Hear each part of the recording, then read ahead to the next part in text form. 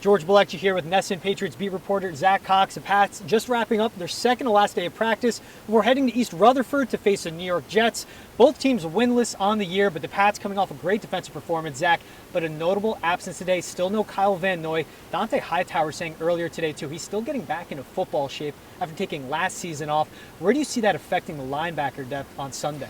Yeah, this could have a very significant impact on the Patriots linebacker depth this week. Yeah, we talked to Dante Hightower this morning. I think his exact words were, "I need to play a lot better." It was not a particularly impressive performance from Dante Hightower in this first game against the Dolphins. He looked a little slow. He looked a little sluggish. Now, maybe that is him still just working off some rust, working out the kinks, getting back into it, because this was his first football game in 20 months. So I'm not ready to panic about him just yet. But if you got a Hightower that's not quite at 100%, and then if you don't have Kyle Van Noy, that can throw some things into flux for this linebacker core.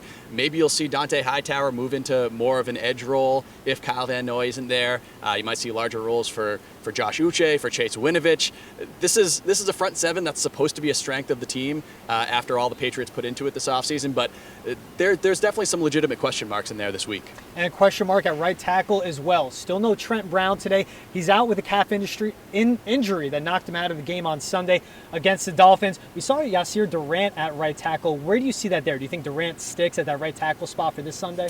That'll be interesting. That could be some potential mind games from Bill Belichick, because he's very aware of when the media is allowed to watch practice and when they're not. So we did see Yasir Durant in there during the early portion of today's practice. Durant was the player who finished last week's game at right tackle. He replaced Justin Herron, who replaced Trent Brown. There's a couple different options for the Patriots to go with this position. Right now, it doesn't look like they're considering switching Mike Owenu over to right tackle. Owenu was very good there as a rookie last season, but he's been pretty firmly entrenched in that left guard spot. Doesn't seem like the Patriots want to move him around unless they really have to. So, but losing Trent Brown, this is a player who was very good in training camp, was very good for the Patriots back in 2018. You don't have him in there. The gap between him and any of his replacements is pretty significant. That's right. Now, of course, Mac Jones will be his first start on the road in the NFL, of course, him being a rookie. But I feel like a big part that helps out this Patriots defense, they're going to be facing a rookie quarterback as well, Zach Wilson of the Jets. Do you feel like that helps them out as they prepare, they deal with depth issues going into Sunday?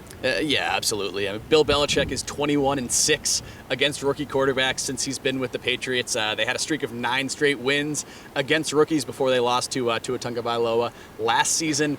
Zach Wilson, he showed some moments in Week 1. Certainly, I definitely think he has some talent, but he also took 6 sacks. He was really beat up by that Carolina Panthers defense. I think a Patriots front seven, even one that might not potentially be at full strength, I think they can really take advantage of some of New York's deficiencies up front, especially because the Jets aren't going to have Mekhi Becton, their starting left tackle, in this game. So this seems on paper like this should be a perfect kind of bounce back, get right game for the Patriots, but we'll just have to see how they come out on Sunday. And that'll be huge because after New York, Saints, Buccaneers on the schedule. Patriots could open up 1-3, could open up 2-2, maybe 3-1. You never know if they run the table. Absolutely, you're not in must-win territory at all just yet, but this is a sneaky important game for the Patriots. I'll definitely say that. 17 games this season, so they still got plenty of football left. As always, Zach Cox with all the insight. George Bilecki from Gillette Stadium. Sunday, 1 p.m. Patriots will be in New Jersey facing the Jets.